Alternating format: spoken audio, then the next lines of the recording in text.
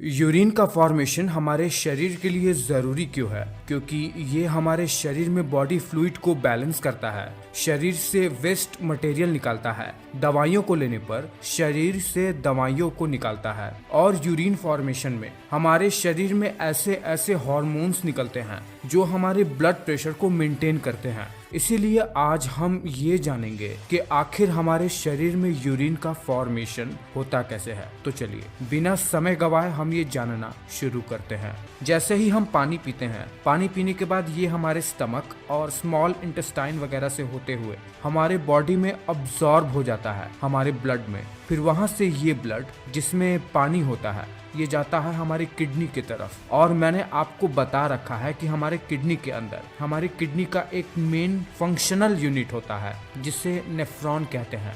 कहने का मतलब ये है कि किडनी के अंदर एक संरचना होती है, वही सारा काम करती है और उसका नाम नेफ्रॉन है। देखिए ये नेफ्रॉन मुख्यतः दो भागों में बटा रहता है। एक होता है ये बोमेन्स कैप्सूल जिसके अंदर ब्लड आर्टरियोल्स की जाल बिछी रहती है जिसे ग्लोमेरुलस कहते हैं। और एक होता है ये पतले पतले रीनल ट्यूब्यूल्स जो कि कॉमन कलेक्टिंग डक्ट से जाकर जुड़ जाते हैं। हमारे शरीर में यूरिन का फॉर्मेशन 3 स्टेज में होता है, जिसमें से पहला होता है ग्लोमेरुलर फिल्ट्रेशन, दूसरा होता है रीअब्जॉर्प्शन और तीसरा होता है सिक्रेशन। देखिए जैसे ही हमारे किडनी में ब्लड आता है फिल्टर करने के लिए, जिस ब्लड में बहुत सारे वेस्ट मटेरियल होते हैं, अननेसेसरी बॉडी फ्लूइड भी होती है, वो सबसे पहले तो किडनी के फंक्शनल यूनिट नेफ्रॉन के बोमेन्स कैप्सूल के अंदर जाती है। आपको बता दें कि हर मिनट लगभग 1300 ml ब्लड हमारे इस बोमेन्स कैप्सूल के अंदर से होकर गुजरती है, जो कि हमारे हृदय द्वारा पंप किए हुए ब्लड का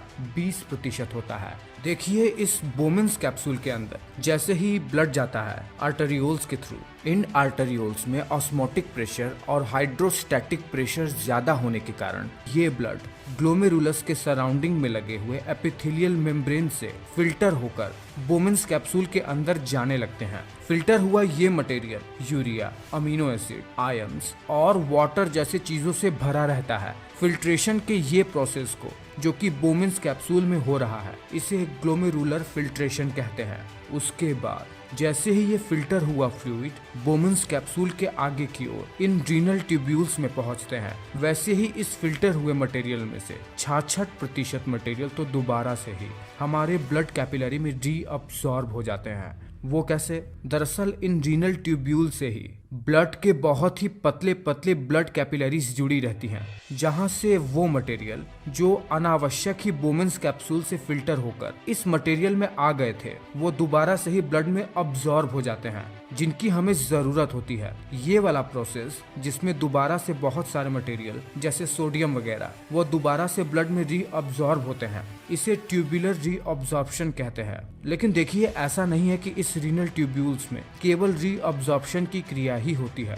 दरअसल हमारे ब्लड में से कुछ ऐसे मटेरियल जैसे हाइड्रोजन आयन, पोटेशियम आयन और अमोनिया जैसे मटेरियल हमारे ब्लड से सीधे इन ट्यूब्यूल्स में ही सीक्रेट हो जाते हैं। मतलब इन ट्यूब्यूल्स में भी ब्लड के छनने की क्रिया होती रहती है। और ये वाली प्रक्रिया ये जो हमारे यूरिन के फॉर्मेशन में हो रही है इसे ट्यूबुलर सिक्रेशन का प्रोसेस कहते हैं। हालांकि ये सब बहुत ज्यादा कॉम्प्लिकेटेड होता है, जिसमें बहुत ज्यादा सिम्पोर्टर्स और एपिथेलियल मेम्ब्रेन की क्रियाएं होती हैं, पर ये सब जानना हमारे लिए जरूरी नहीं है, हम बस काम की बातें ही जानेंगे। देखिए ये वाला प्रोसेस रीअब्जॉर्प्शन और सिक्रेशन वाला प्रोसेस, इसमें होता यह है कि अगर हमारे शरीर में वाटर की कमी होती है तो हमारे ये रीनल ट्यूब्यूल्स ज्यादा से ज्यादा वाटर को ब्लड में दोबारा से पहुंचाने लगते हैं, जिससे हमारे शरीर को डिहाइड्रेशन ना हो और इससे हमारा यूरिन ज्यादा कॉन्सेंट्रेटेड हो जाता है, यानी येलोइश रंग का हो जाता है। एक बार ये तीनों प्रोसेस जब हो जाती हैं, यूरिन फॉर्मेशन की, ग्लोमेरुलस फिल्ट्रेशन, रीअब्जॉर्प्शन और सिक्रेशन की,